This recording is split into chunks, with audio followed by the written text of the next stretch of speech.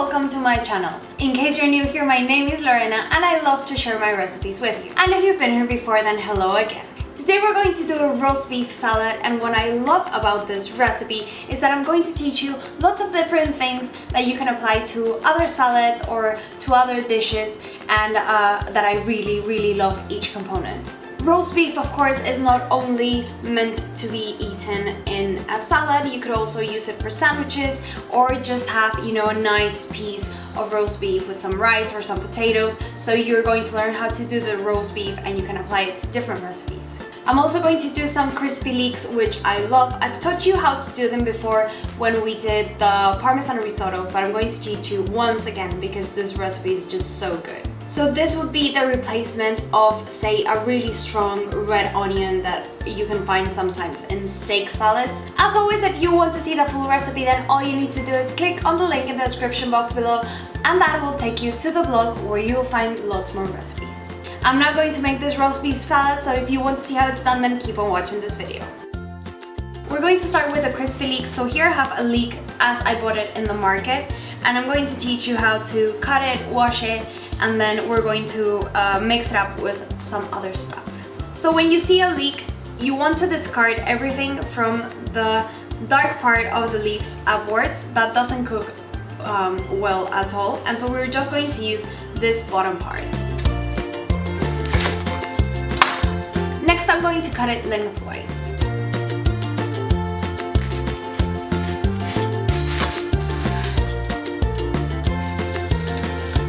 Now I'm going to wash it. The reason why I'm washing it now is because there's actually little pieces of dirt that are in between the leaves. As it grows, it traps it, and so I want to make sure that I move them around as the water falls on it so that it takes out all of that dirt.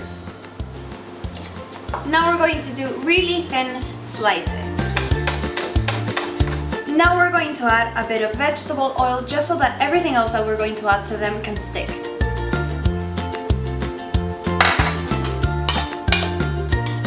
Now we're going to add salt, pepper, also some paprika, and I like to add some cayenne pepper as well, but it's spicy, so be careful with it.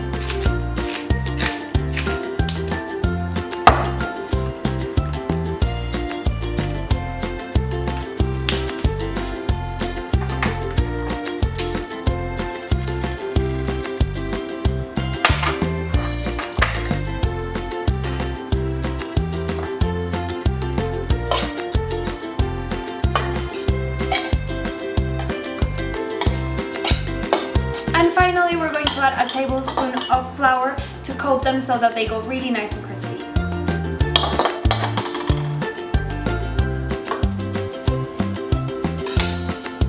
I'm now going to lay them on this tray, and I'm going to take them to that small oven that is behind me. And I think that it will take about 30 minutes, but I will check every 10 minutes, maybe give it a stir to make sure that it's not sticking or that any small part is burning.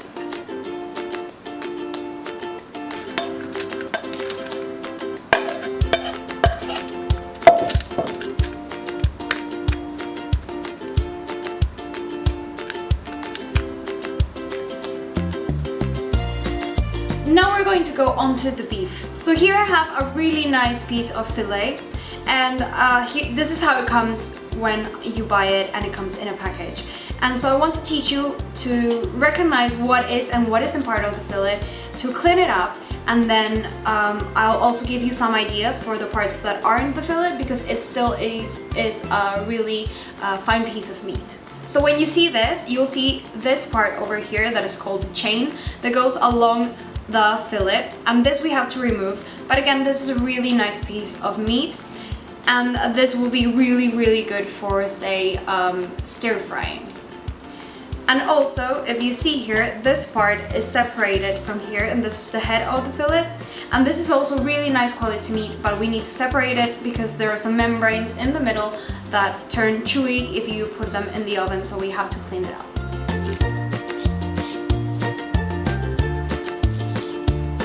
Of course, if you go to a butcher's, you could ask them to give it to you really nice and clean. So to know where to cut, you want to follow the natural lines of the meat.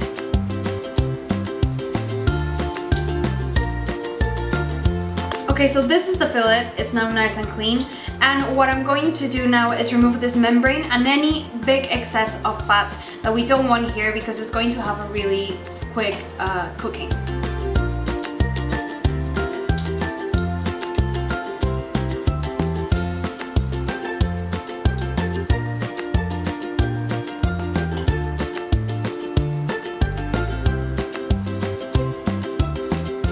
Okay, so now that my fillet is ready, we're going to seal it before we take it to the oven. And when we seal, we want to have the vegetable oil smoking hot.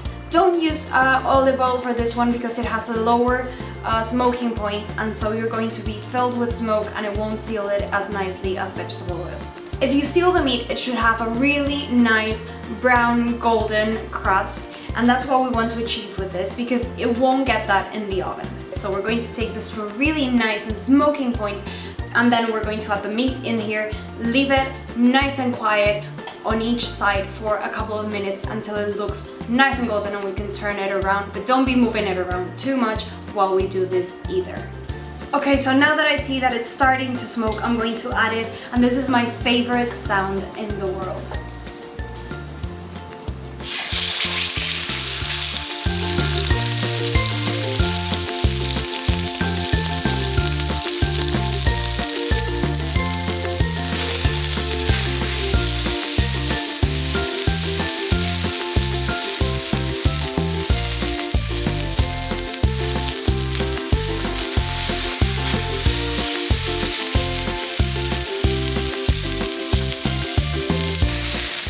At this point, I'm going to add salt and pepper.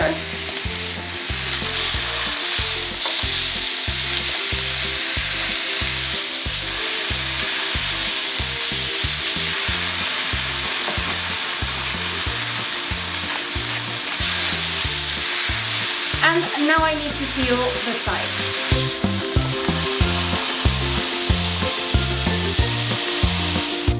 Now it's going to go into a preheated oven at 180 degrees for 20 minutes.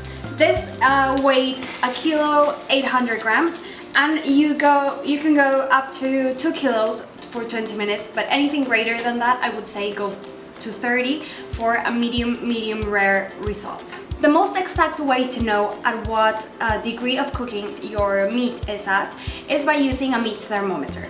So if you go to the post, I'll leave there all the temperatures at which you want to take it out of the oven so that you know that that's going to be at a certain cooking degree. Okay, so I took the meat out of the oven about an hour ago and I waited for it to cool down completely to room temperature, and now we're going to cut it.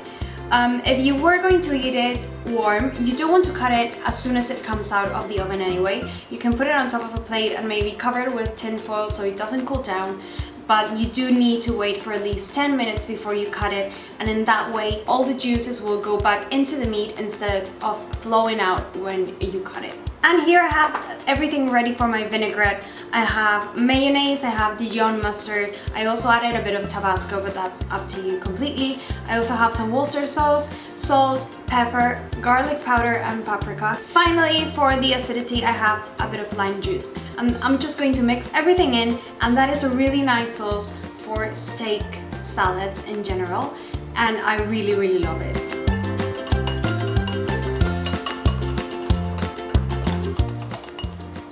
Now I'm going to thin it down with just the tiniest splash of water because I don't like it when it's too thick.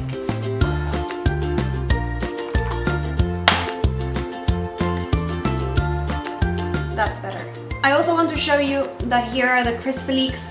They are so good, I would eat them on their own. And I also boiled some quail eggs, which are over here. I boiled these for 4 minutes, but if you had yours in the fridge, because I didn't, you can boil them to 5, but don't just leave them there just because they're hard-boiled eggs, because then the yolk overcooks and you get that gray line around. Also, other stuff that I did while this was cooling down is I cleaned my rocket, and I have it over here. If you don't like rocket because you think it's too bitter, it's okay to use another type of green leaves or even lettuce. So now we're going to cut the meat. You want to use a really sharp knife and make thin slices, or you could even use an electric knife. So first I just want to show you the inside, so I'm going to cut it in half. Now that is what I call a beautiful roast beef. What you don't want to do is push down too hard because then you will break the meat.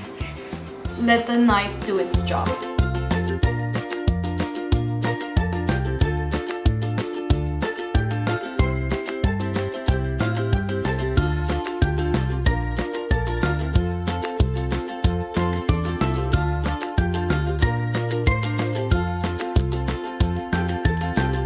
Okay, so now that we've cut the meat, we're going to assemble our salad.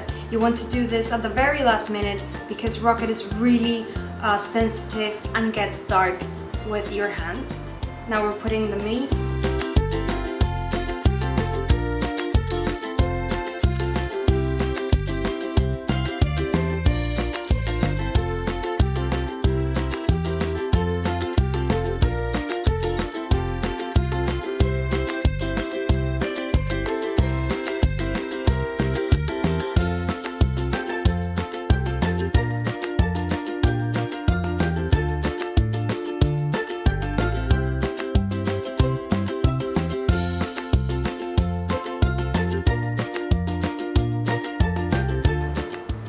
And now I'm going to drizzle this on top.